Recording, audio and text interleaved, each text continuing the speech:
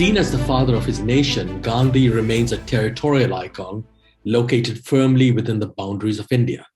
We all recognize that he was also an imperial and international figure in politics, even one of the first global celebrities of newsreel film. But this role tends to be understood as incidental to the Mahatma's real achievement, which was the founding of a nation state. Not only did Gandhi conceive of his own struggle as potentially global in scope, however, he was not particularly interested in the state and even critical of its modern form. He understood that India's freedom could not be won without engaging with the world in which she was placed, one whose reality was defined largely in maritime terms. The British Empire, after all, was a maritime power, and India's role within it was defined by the sea as much as it was by land. For India was not simply the object of imperial desire in her own right, but a base from which to provision territories overseas with labor and raw materials, as well as to secure them by the cheap and easy dispatch of troops. From the Arabian to the Caribbean Sea and the Indian Ocean to the Pacific, Indian manpower and natural resources held the empire together. Gandhi realized, therefore, that colonialism would have to be fought on land and sea if it was to be truly defeated. And I want in this lecture to describe how he conceptualized the relations between these two arenas. Now, like the international order that succeeded it, imperialism entailed a specific relationship of land to sea, the former representing the realm of legal and social particularity, and the latter of a boundless universality. In economic terms, this relationship was defined as that between protectionism and free trade. Laissez-faire had been the ideological form that Britain's naval supremacy took, while controls and restrictions of various kinds were upheld as the realm of domestic sovereignty. Similarly, the universality of international law held sway over the seas, in contrast to the sovereign particularity of the territorial state. This difference is what allowed Indians to be treated as equals in Britain, but unequally at home. Indian nationalists were divided about this dual character of the imperial and later international order, demarcated as it was by the relationship of the sea to land. They tended either to want a laissez-faire universalism in which India and England were equals, or a protectionism which retained the former's distinctiveness in a positive rather than negative way. Nehru, for instance, spoke in his book, The Discovery of India, about the two Englands, one the land of liberty and John Stuart Mill, and the other an oppressive colonial power.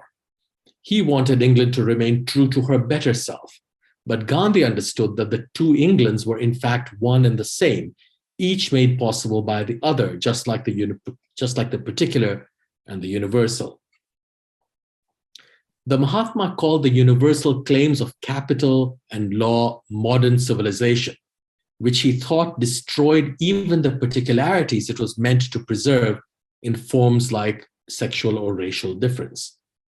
While Britain, Europe, or the West might think of themselves as the originators of this modern civilization, in other words, they could not, he argued, hold possession of it for very long, soon being reduced to particularities and exploited in their own right. By pointing out the risks involved in such a dualistic conception of imperial order, Gandhi recognized its fundamental weakness. His German contemporary, the jurist Carl Schmitt, elaborated the problem this caused precisely by considering the relationship of land and sea. Britain's world empire was scattered across the surface of the earth, lacking any spatial or territorial integrity. Its amplitude could not be grasped except by attending to the smallest land and water bridges that linked one portion of the empire to another. This was why the British were fixated with the security of otherwise minor bodies of water, from the English Channel and the Suez Canal to the Straits of Gibraltar, Hormuz, and Malacca. Many of these maritime locations, including bases and coaling stations like Aden, Singapore, and Hong Kong, remain crucial to global politics and capitalism into our own day. But for Schmitt, they serve as illustrations of the British Empire's lack of territorial integrity and inability to manage its own plenitude in any spatially coherent way. Not only was the empire's amorphous universality represented by the sea, For Schmidt, it was also put into practice there in the form of humanitarianism. British imperialism, he maintained, expressed its universal claims in the language of what we might today call humanitarian intervention, whose exemplary manifestation came to be the abolition of slavery. As part of a humanitarian imperative, the Royal Navy could break all legal conventions by boarding and impounding even foreign vessels on the high seas that were suspected of carrying slave cargo. Linked to this practice and with us to this day were the Navy's rules of sanctions and blockades, again for ostensibly humanitarian reasons. Clearly, these forms were only possible across maritime rather than territorial borders. Humanitarianism, of course, was crucial in the legitimization of empire because it took precedence over popular consent and political representation. Conceptualized as a gift to colonized subjects who might not even be able to appreciate it, the humanitarian understanding of imperialism dispensed with their agreement, even as it sought to save some categories of people like women, children, and minorities from others. The empire's universality was made possible by the sea, and it was given subjective shape in the figure of humanity. In other words, humanitarianism, like free trade and international law, permitted the British Empire to elaborate a universal mission in maritime terms, and at the same time to tolerate and protect exceptions to its logic in territorial ones. The British Empire worked by establishing a distinctive relationship between land and sea, one that possessed economic, juridical, and ethical dimensions. So in order to win India's freedom, therefore, the Mahatma had to break this relationship, and I want here to describe the way in which he did this. Gandhi struggled to understand and dismantle the relation of land and sea throughout his career, and I want to focus in particular on how he thought about it by way of 3 sea voyages he made. These were his journey as a student to London in 1888, as a lawyer to South Africa in 1893, and as a non-violent preacher returning to India in 1914. But I shall begin with the sea's curious absence from Gandhi's account of his childhood in the port city of Porbandar and later in the inland city of Rajkot that was also intimately connected to the seaborne trade. And this section is called A Lost World. Gandhi's native Gujarat was famous for the important role it had always played in India's seaborne trade, and he was himself born and brought up in one of its foremost ports. But not only was Gujarat part of the Bombay Presidency, it was also divided between patches of British territory and hundreds of princely states, thus like a miniaturized version of the British Empire, lacking any geographical or administrative integrity of its own.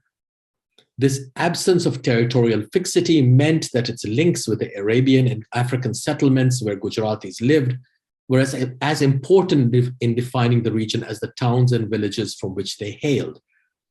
And it was this absence of territorial integrity that would eventually allow Gandhi to abandon India for a lawyer's position in South Africa when he couldn't succeed in Bombay. He didn't think of going to Calcutta, for instance, which was then the capital of India, but went directly across the Indian Ocean, across the Arabian Sea and Indian Ocean to South Africa. Because in some ways, South Africa was closer to Gujarat than Calcutta or Delhi. For Durban and Johannesburg were, like Bombay, more intimate to Gujarati commerce and memory than other parts of India. Yet never once in the many pages dedicated to his years in Porbandar and Rajkot does the future Mahatma ever mention the sea, to say nothing about Gujarat's economic dependence on it. The only sense we get of this maritime world is when Gandhi describes his father discussing religious and philosophical matters with the Hindu, Muslim, Parsi, and Jain friends who represented the region's mercantile history. And they are almost always commercial figures who Gandhi's father has as his friends. It is almost as if Gujarat's dispersed geography was mirrored in such fragmentary examples of an unthought and barely visible oceanic universe. And this was perhaps because it was a universe that had been occluded by a colonial vision of the sea and its relationship with the land. Indeed, the cosmopolitanism of overseas Indian trade had been reduced to a defensive fixation on maintaining caste rules and restrictions. As with the Indian Mutiny or War of Independence of 1857, which sought to uphold caste and community distinctions that the British were threatening, the hierarchical cosmopolitanism of native society had been narrowed down to interdictions regarding food and sex. The mutineers had feared what they saw as British attempts to interfere with their sexual and dietary laws. These included conversions to Christianity, miscegenation, and famously breaking the caste and religious identities of Hindus and Muslims by having them bite bullet cartridges thought to have been greased with cow and pig fat. They imagined that such practices would destroy their plurality and turn Indians into undifferentiated slaves of their English without any identities and therefore sovereignty of their own. The mutiny, in other words, brought upper caste Hindus and Muslims together in a partnership of equals for the first time in order to prevent, rather than encourage, their subordination to a single identity, which they could only understand as a servile one. The mutiny's defense of India's plurality still possessed a political form and mode of thinking as embodied by the last Mughal emperor and the pre-colonial order of Maratha supremacy that he represented. But following its crushing defeat, even the memory of such an order was smashed, with the social regulations of endogamy and commensality serving as the depoliticized vestiges of this past. Food and sex, in other words, had become the last remnants of an unequal yet cosmopolitan world, one that could be glimpsed only as a set of irrational particularities within the universal mission of imperialism.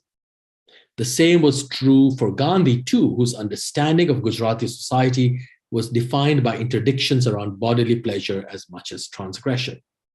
From his childhood in Porbandar and Rajkot to his student days in London, Gandhi grappled with the twin interdictions of food and sex, which should not simply be seen as peculiarly traditional inheritance, for Gandhi well understood that they were among the last defenses against the wholesale naturalization of colonial universality in the form of what he called modern civilization.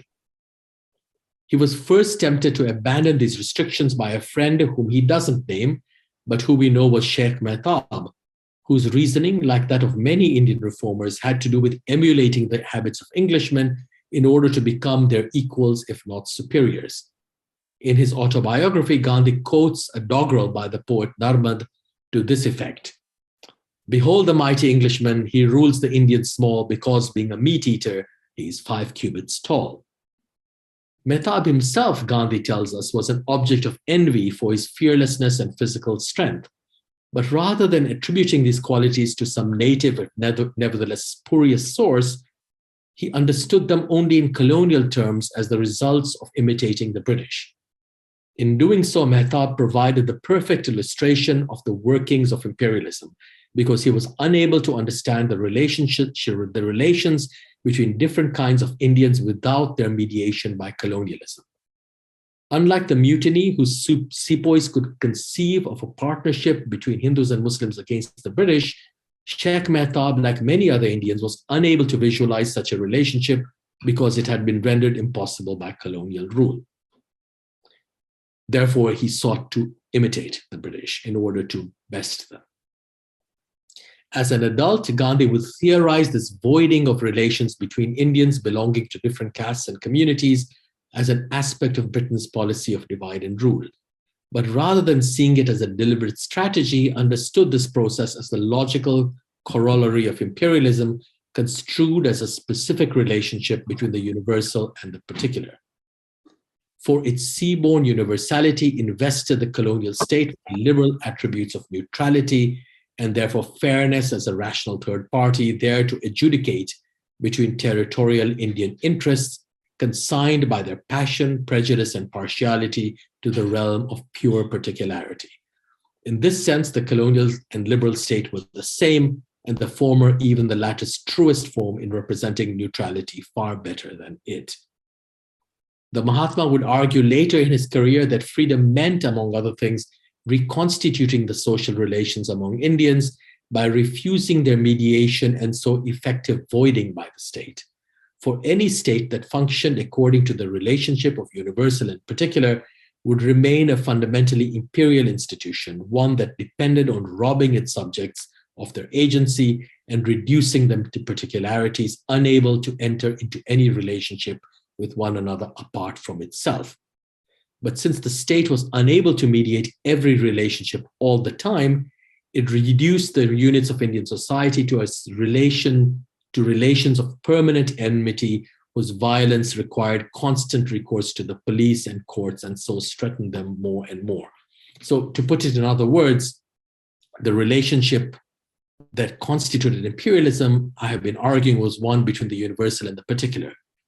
The universality was signaled or symbolized by the sea, by the universality of the British Maritime Empire, and particularity by the land, by the territory of India and its various identities of caste and community and region and language, etc. And the only way in which these territorially defined particularities could be governed was by the mediation of the universal imperial state, which presented itself as a neutral third party there to mediate between specific and particular Indian groups, which were therefore unable to actually enter into a relationship with one another apart from through the mediation of the neutral and ostensibly universal imperial state. And this is the way in which the relationship of universal and particular sea and land worked within the territory of India itself. So Sheikh Mehtab induced Gandhi to break the dietary rules of his religion by eating meat as a kind of anti-colonial duty rather than pleasure.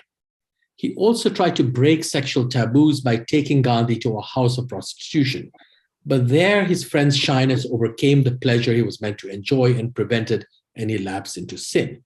Yet these transgressions tormented Gandhi into adulthood, and his dealings with them tell us how the Mahatma understood imperialism as a relation of sea to land and universal to particular. Gandhi, after all, was forbidden to embark on the voyage to London by the elders of his caste, who feared crossing the waters not for any metaphysical reason, but because he would be unable to maintain his dietary as well as sexual restrictions and therefore Hindu identity there. Hinduism had not yet been reshaped as a Protestant religion for these men and resided not in inner belief so much as outer practice, with the head of the caste telling Gandhi that, in quotes, this is from Gandhi's autobiography, "In the opinion of the caste, your proposal to go to England is not proper. Our religion forbids voyages abroad. We have also heard that it is not possible to live there without compromising our religion. One is obliged to eat and drink with Europeans," close quote. Having refused to obey his caste leaders, Gandhi was duly outcast by them, but nevertheless continued to observe Hinduism's sexual and dietary rules, even as the latter were immediately put into question on his journey out. So, what's happening here is that the older oceanic cosmopolitanism of Indian caste communities, regional identities, had been reduced to these colonized forms of particularity, which represented only a vestige of that cosmopolitan past. And Gandhi has to struggle with these particularities and try to redefine them. Afraid of accidentally eating something forbidden and embarrassed by his table manners and painful shyness, Gandhi, on his journey out to London, ate the food he had brought on board in his cabin. He also followed the custom in asking English passengers to provide him with certificates attesting to his vegetarianism, until he found out that these were to be had for a price, even for those who had not observed any dietary restrictions. The arguments against vegetarianism as a religious practice were all universalistic in character, the colonial arguments against vegetarianism, which many Indians also adopted.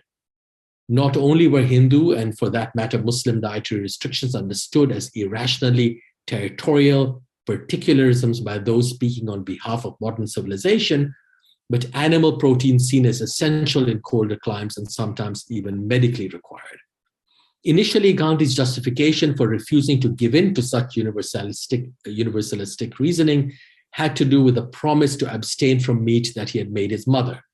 Instead of confirming his loyalty to a religion defined as the very instantiation of particularism, in other words, Gandhi undercut the rationale of universalism by referring to a purely moral commitment that could be defined neither in one way nor the other, neither as universal nor as particular. So in London, Gandhi joined a vegetarian society and started thinking about his food habits in more scientific ways.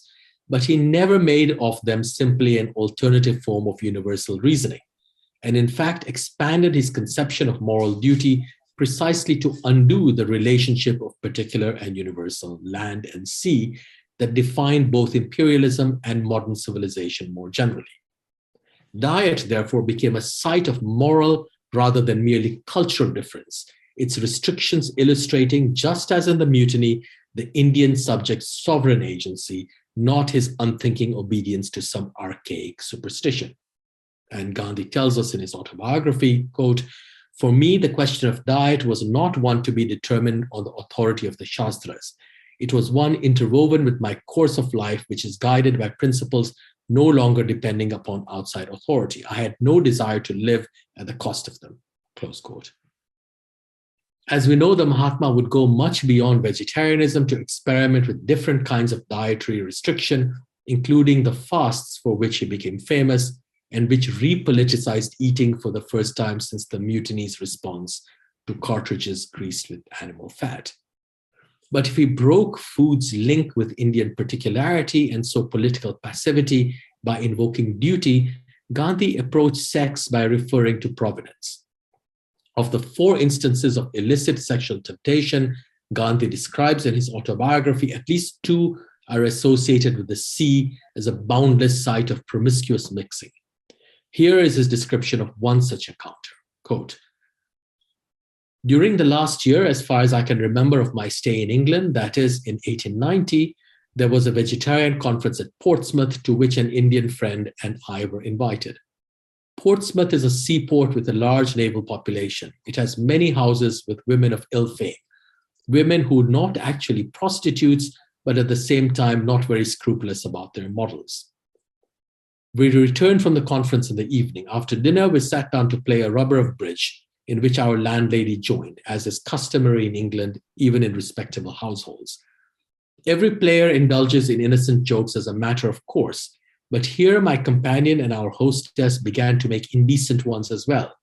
I did not know that my friend was an adept in the art.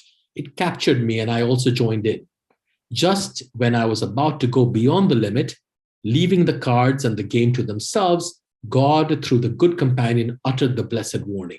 Whence this devil in you, my boy? Be gone, off, quick.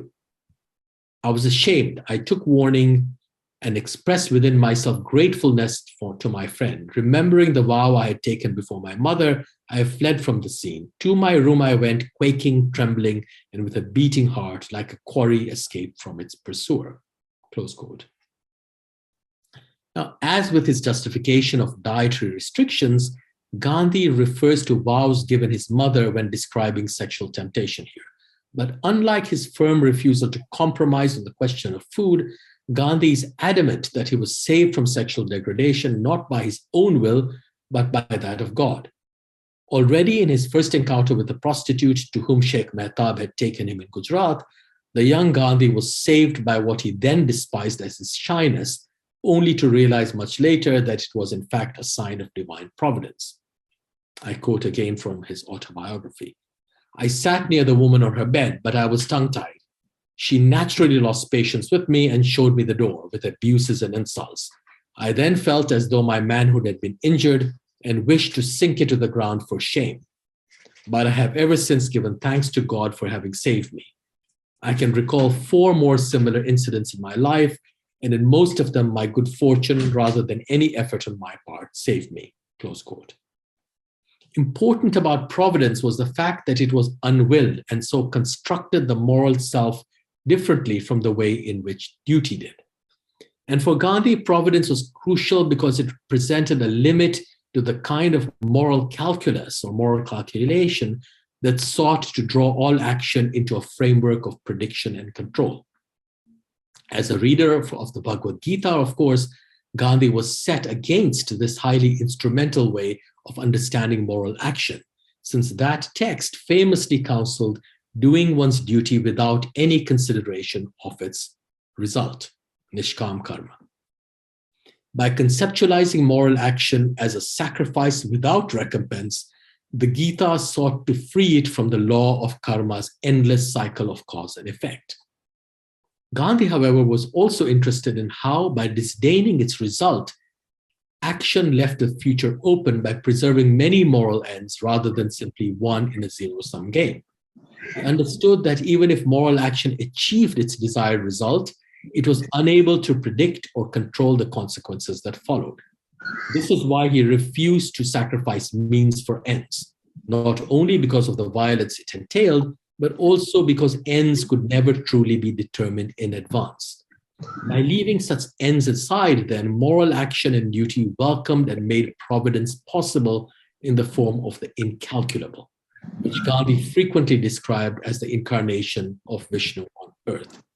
And it was precisely the incalculable that came to Gandhi's aid when he was about to succumb to sexual temptation. Now, the sharing of food and sex, along with communication, are also the conventional markers of human as much as political solidarity. Yet Gandhi realized that language or reason, one of the classical qualities defining humanity, is notoriously unreliable in creating solidarity because it is unequally distributed and recognized. Meanwhile, sexual and commensal relations are as likely to promote violence as its opposite. He was also suspicious of such biological conceptions of humanity, which simply expanded racist and other forms of exclusionary reasoning to the whole of mankind. Unsurprisingly, the Mahatma was more interested in moral definitions of humanity, especially those that repudiated any vision of its undifferentiated universality. So, as an aside, let me note here that I began this lecture by describing how Gandhi takes on the particularities, the landed and territorial particularities to which Indians had been reduced by imperialism into very particular forms of caste and communal and other forms of identity, and how he seeks to repoliticize these in a very different way, rather than claiming either their particularity or trying to make them universal on the colonial model. He actually tries to undo the opposition between the two. Now what I'm trying to do is to show how he addresses humanity itself as the very category that defines universality for colonial rule, which I described in terms of imperial humanitarianism.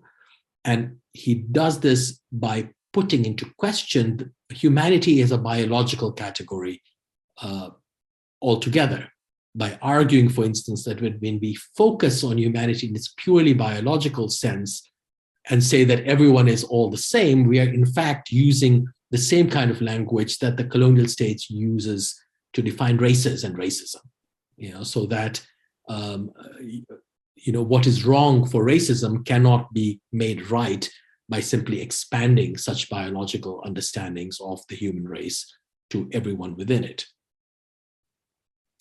In his 1909 manifesto, Hind Swaraj, or Indian Home Rule, written aboard the Kildonan Castle as she sailed from England to South Africa, Gandhi argued, quote, "I am so constructed that I can only serve my immediate neighbors, but in my conceit, I pretend to have discovered that I must with my body serve every individual in the universe.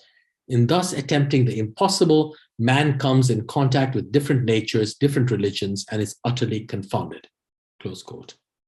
Appearing in a chapter on railways and the hubris of world mastery, they, like all technology created, Gandhi's refusal of humanitarianism's universal mission was clearly directed at the role it played in imperialism. But it also pointed to the way in which such universalization made social particularity into a problem. Schmidt had argued that by making humanity into the object of its politics, the British Empire eventually ended up dealing with its enemies by dehumanizing them. So the moment you fixate and focus on humanity, you must dehumanize your enemies. As a political ideology, in other words, humanitarianism led to the exclusion and even annihilation of some of its members, something that was by no means unfamiliar under colonial rule. And it is from here that Gandhi's worry about the humanitarian being confounded by social difference understood as a territorial particularity came. For it was always the particular that could be made into an exception and eliminated from the oceanic embrace of the human race. It was against this logic that he defended the dietary and sexual restrictions that made for India's pluralism without consigning them to the realm of the particular. The Mahatma did not define humanity as a self-enclosed identity with humanitarianism as its narcissistic counterpart, but instead sought to open it up to the non-human as a promise rather than a threat. The Hindu practice of cow protection provided one site at which this opening could occur, and Gandhi chose it precisely because the cow had become such a flashpoint for Hindu-Muslim violence. Instead of simply presenting it as an example to follow, in other words, Gandhi defined cow protection as a non-violent practice capable of tolerating rather than eliminating social difference. And he did so by pointing out its moral as opposed to biological character, one that rejected the humanitarian ideal of a shared language, sexuality, and alimentation. So you will recall that Gandhi had similarly responded to the colonial critique of vegetarianism by emphasizing its character as a moral duty, not as a biological good. Similarly, his repudiation of sexual transgression seen as a moral, in that case, as a kind of act of providence. The cow stood for all non-human life, and for Gandhi, her care was truly humanitarian because it allowed men to exit their own species by creating a moral relationship with the life forms that did not depend upon their similarity to us, as humanitarianism did, because humanity, of course, is considered to be one on the logic of similarity and similitude, and this is what makes it, in Gandhi's view, so much like racism. Only because no generalized sexual, linguistic, or dietary communion could exist between humans and animals, in other words, might their relations become truly moral and therefore non-violent. Our care for animals as much as fellow human beings, he thought, occurs in the absence of any sure knowledge about or identity with them, revealing its most pure manifestation in sacrifice for the other. And in this way, Gandhi managed to break open colonial humanitarianism without proposing an alternative universality. So moving now to a section called Impossible Indians, dealing with Gandhi's last journey, his journey to London and then his journey back to South Africa, to India. While his voyage to London allowed Gandhi to rediscover India outside the colonial relationship of universal and particular, the journey to South Africa permitted him to question what it was to be an Indian. Upon arriving in Durban, he discovered a Gulliver's world of topsy-turvy relations, where a Gujarati elite composed of Muslim merchants and their Hindu and Parsi clerks struggled to distinguish themselves from the South and North Indian indentured and freed laborers who comprised the majority of the Indian population. Regularly identified with these latter by South African whites, the upper caste traders and their employees insisted on taking on new identities. And this is how Gandhi describes them. In the course of these 2 or 3 days, I could see that the Indians were divided into different groups. One was that of Mussalman merchants who would call themselves Arabs. Another was that of Hindu, and yet another of Parsi clerks. The Hindu clerks were neither here nor there, unless they cast in their lot with the Arabs. The Parsi clerks would call themselves Persians. These 3 classes had some social relations with one another, but by far the largest class was that composed of Tamil, Telugu, and North Indian indentured and free laborers, close quote. And yet, the more that Indians in South Africa emphasized their assumed identities, the more tenuous these became.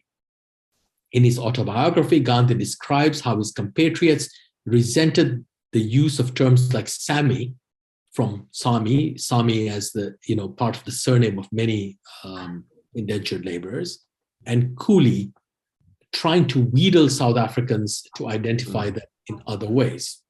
Again, I quote from Gandhi's autobiography. Whenever, therefore, an Indian resented being addressed as a Sami, and had enough wit in him, he would try to return the compliment in this wise. You may call me Sammy, but you forget that Sammy, Swami, means master. I am not your master. Some Englishmen would wince at this, while others would get angry, swear at the Indian, and if there was a chance, would even belabor him, which means hit him. For Sammy to him was nothing better than a term of contempt, close quote. Gandhi himself adopted forms of dress that would distinguish him from the others. His first struggle in South Africa was to be admitted to court wearing what he called the Bengali pagri that he thought marked him out as a modern Indian. And in 1896, when he returned to South Africa after a trip to India, bringing his family with him, the future Mahatma describes how he insisted on prescribing what they had to wear. Again, I quote from him. I therefore determined the style of dress for my wife and children. How could I like them to be known as Kathiawar Banias? The Parsis used then to be regarded as the most civilized people amongst Indians, and so when the complete European style seemed to be unsuited, we adopted the Parsi style. Accordingly, my wife wore the Parsi sari and the boys the Parsi coat and trousers. Of course, no one could be without shoes and stockings. It was long before my wife and children could get used to them. The shoes cramped their feet and the stockings stank with perspiration. The toes often got sore, close quote. When describing his return as a newly minted barrister from London in the autobiography, Gandhi had already made the first of several comparisons between a storm at sea and a tumult on land, whether physical or psychological in nature. On that occasion, he compared the rough seas that brought him to Bombay with the news of his mother's death and other troubles that awaited him in India. Similarly, a storm at sea as he returned from India to South Africa with his family attired in Parsi style came to be seen as a foreboding of the trials that awaited him on land.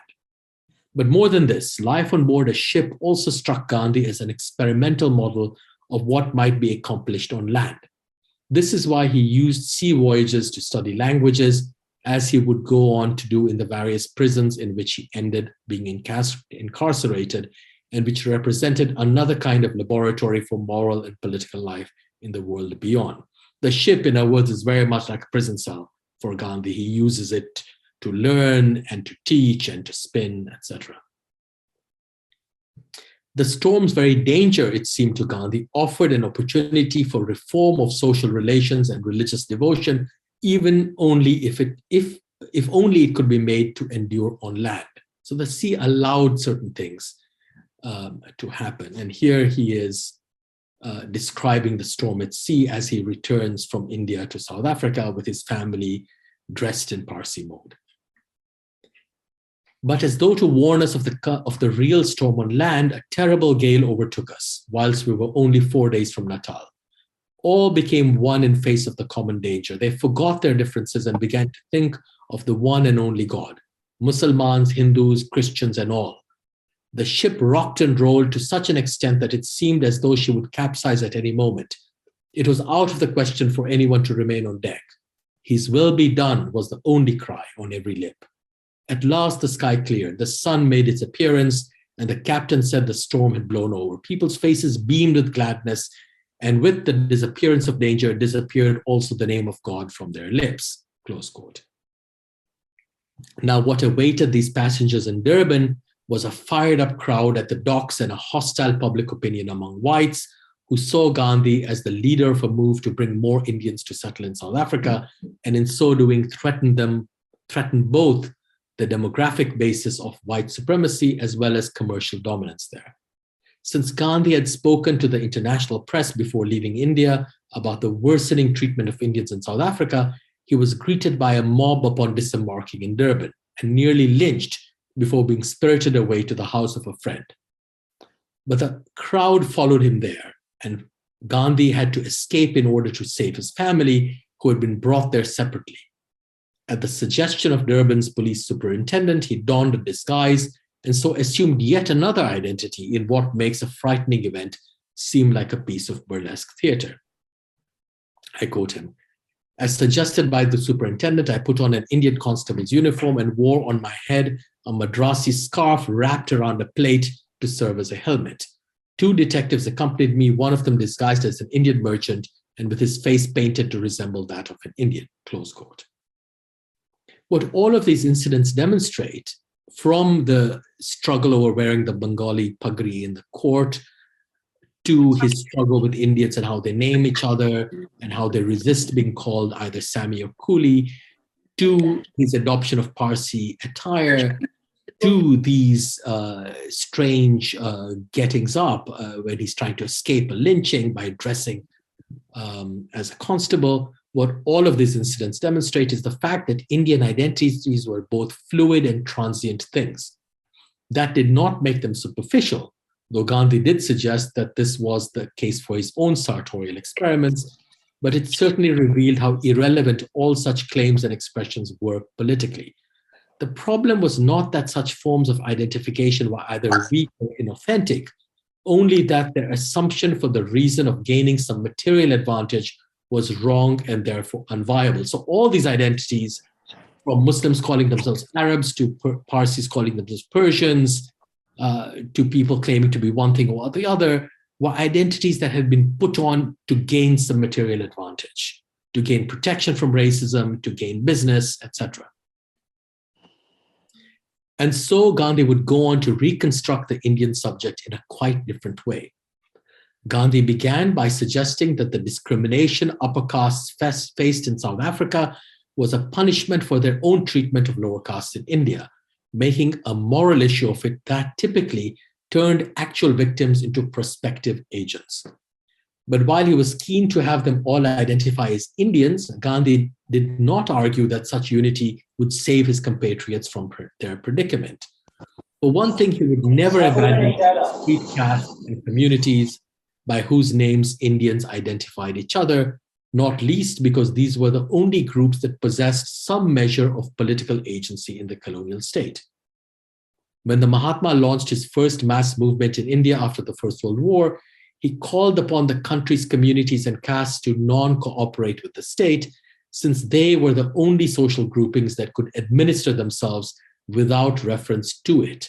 For as Indians alone, they were defined by the colonial state and therefore unable to act without it.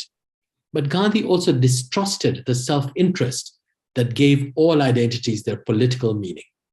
In Hind Swaraj, he pointed out the ambiguity of interest, itself the fundamental category of liberal thought, describing how Indians had come to be colonized precisely by self-interest because they wanted the goods and services the British provided.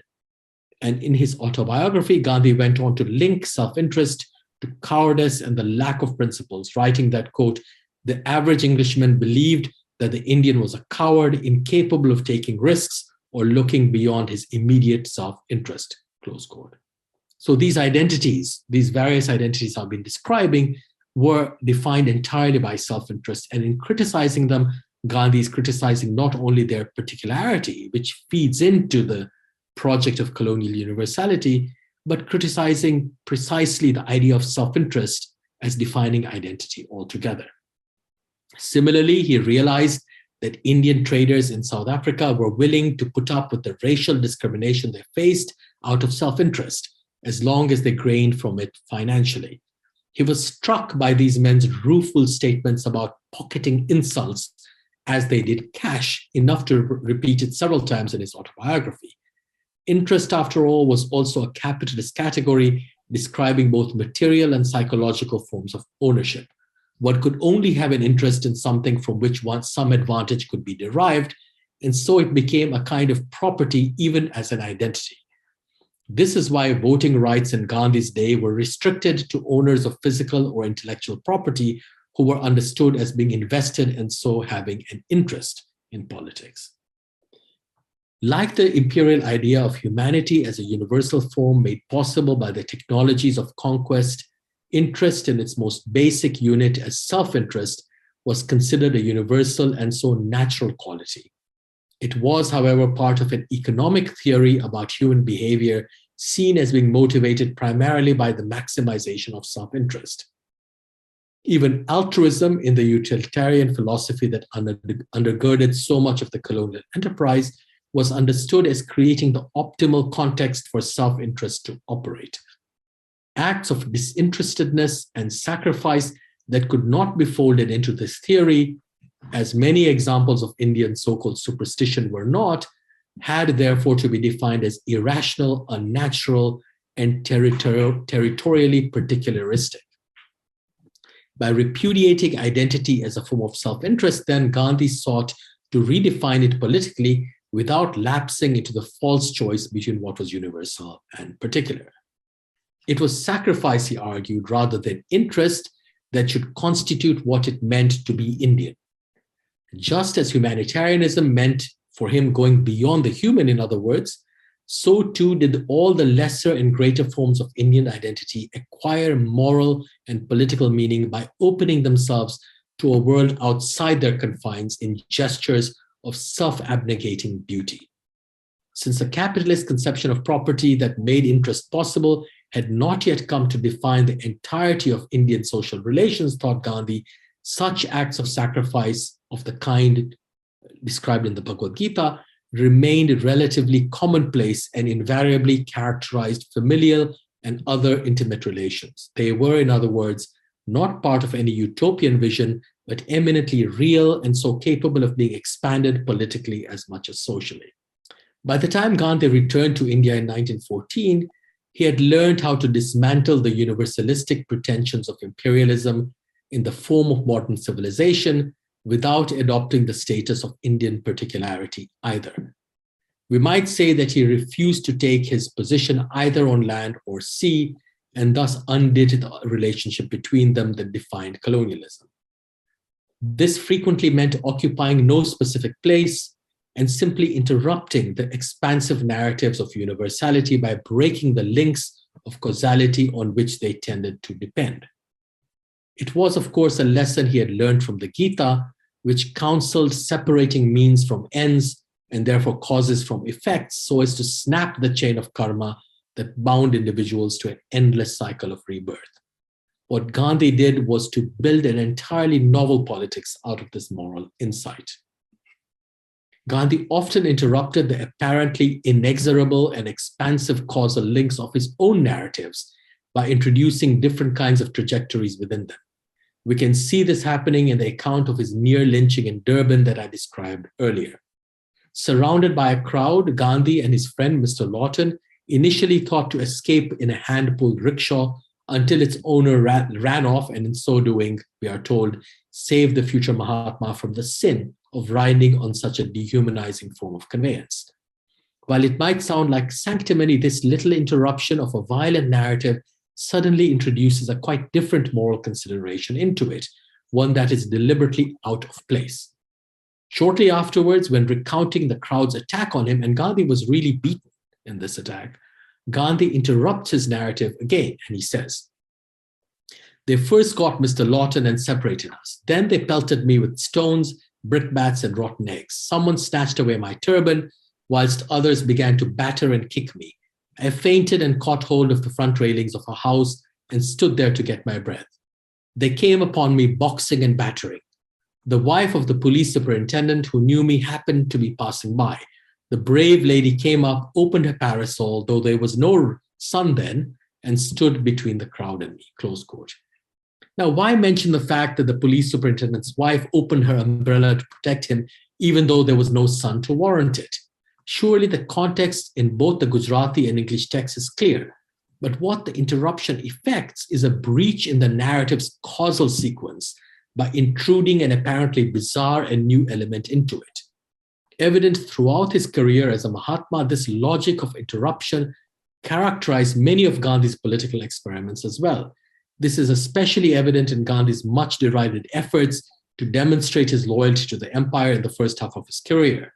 For these expressions of loyalty followed a logic entirely separate from that enjoined by the British, seeking to interrupt and so transform it from the inside. From his South African activism starting late in the 19th century until the end of the First World War and even beyond, Gandhi had worked to radicalize loyalty to the British Empire in order to transform the vast concourse of humanity it represented from within and for the benefit of its subjects. He could do this because sovereignty, Swaraj or self-rule, was understood not merely in collective or institutional terms, but as a quality dispersed among individuals whose non-violent practices were meant to revolutionize social relations and therefore political ones by default. It didn't much matter, therefore, what kind of political regime existed, with empires and nation states being seen equally violent, but also superficial and so amenable to an internal transformation. Gandhi's loyalty to the empire was independent as well as radical because it was detached from the aims and propaganda of the colonial state. His acts of organizing an Indian ambulance corps during the Boer and Zulu wars in the first years of the 20th century, as well as in England at the First World War's commencement, were all marked by an unconcern with which side was right or wrong in each conflict. In fact, his own sympathies were with the Boers and the Zulus in the first two wars, and he insisted on serving their wounded as well as those of the British. Indian participation in these South African events was meant to return the humanitarian gift, so-called, of imperialism. Instead, Gandhi offered Britain a gift of loyalty that was meant to force the recognition of Indians as citizens of the empire. With the Great War, this reasoning changed slightly, as Gandhi, who reached London in 1914, grappled with the problem of abstaining from the conflict while yet living under the protection of the Royal Navy. Since he thought this amounted to benefiting from violence, Gandhi decided that volunteering for an ambulance service on the Western Front would at least cancel out the sin of such vicarious participation in war by deliberately putting oneself at risk. The ambulance corps was meant to break the chain of karma that linked its members to violence. The closer Gandhi approached the war as a loyal subject, in other words, the more distant he was from its aims and ethos, having turned it into the scene for a quite different moral trial. In 1918, Gandhi also embarked upon a largely unsuccessful mission to recruit soldiers in India. As with the ambulance corps, Gandhi's arguments for recruitment were independent. On the one hand, India's participation in the war was meant to achieve home rule for her and equality within the empire. On the other hand, Gandhi offered far more intriguing reasons than home rule to his allies, not all of whom shared his belief in nonviolence. By making themselves responsible for recruitment, Gandhi contended, Indians would automatically switch the allegiance of soldiers to their own countrymen and civilians outside government. In the process, they would also allay the risk of military rule at the end of the war when large numbers of soldiers returned and were used against the nationalists. But he also thought that in order to claim their freedom, Indians should learn to risk their lives, which made the war into an arena for another kind of political morality. Indian recruits might even be able to demonstrate the power of nonviolence on the battlefields of Europe. However serious, disingenuous, or bizarre these ideas, it should be clear that Gandhi's loyalty was detached from the expansive colonial logic of cause and effect and at least intellectually free. He had already disengaged from the war and even British rule while still participating in both, having made it the site for an entirely different moral experiment. This practice of interruption, however, was not confined to imperialism, and Gandhi deployed it even against his own party and people when necessary. So to conclude, having struggled for much of his career to dismantle the relationship between land and sea that defined imperialism as much as modern civilization, with its narrative of universal and particular, Gandhi ended up erasing the dividing line that both joined and separated the two. In the Salt March of 1930, for example, he returned to the Gujarati coast on which he had been born and brought up to focus the attention of Indians upon the very edge of the territory they wanted to make their own. By retrieving salt from the sea, he not only broke the law that made its manufacture a colonial monopoly, but in doing so also decentered the territorial imagination of Indian nationalism by including the sea within it. With the Quit India movement of 1942, the Mahatma invoked India's maritime borders again, asking the British to leave the country in the same manner they had arrived in it by way of the sea. India, of course, was a major source of labor, fighting men, raw materials, and food grains for the empire during the Second World War, all of which were procured in the name of collective security, necessity, and obligation. Gandhi was not against India's participation in the war effort, but argued that it would be most effective when freely made. If Britain was fighting for freedom against fascist dictatorship, in other words, she would have to demonstrate it by freeing India for a relationship based on trust rather than force. Instead of defending India against the sea and its logic of universality, in other words, In his last great mobilizations, the Mahatma seemed to be pushing towards it in different ways. And I can do no better than end with a remarkable illustration of this movement from an article he wrote in his journal Harijan towards the end of July 1946. Contrasting the hierarchical structure of the pyramid, itself a symbol of territorial empire, to the freedom of the ocean, Gandhi imagines India's future on the eve of her independence as one defined by the centripetal movement of democratic decision-making, beginning with individuals and villages and expanding outwards in a kind of wave without any one side of democracy commanding another. I quote, "In this structure composed of innumerable villages, there will be ever-widening, never-ascending circles. Life will not be a pyramid with the apex sustained by the bottom, but it will be an oceanic circle whose center will be the individual, always ready to perish for the village, the latter ready to perish for the circle of villages, till at last the whole becomes one life composed of individuals, never aggressive in their arrogance, but ever humble, sharing the majesty of the oceanic circle of which they are integral units." Close quote.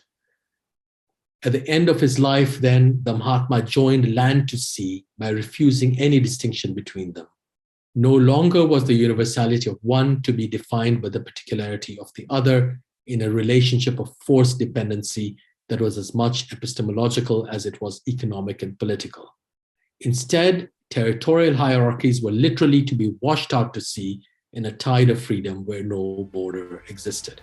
Thank you.